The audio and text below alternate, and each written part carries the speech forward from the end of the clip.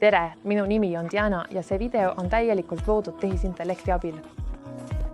Vestlusrobotid on teinud pika tee, alates lihtsatele küsimustele vastamisest kuni intelligentsete digitaalsete assistentideni, kes õpivad, kohanevad ja isegi ennustavad, mida teie klient järgmisena vajab.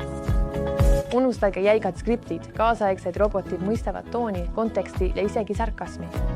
Robotid analüüsivad nüüd kasutajate tegevusi ja pakuvad abi enne, kui küsimus on isegi esitatud.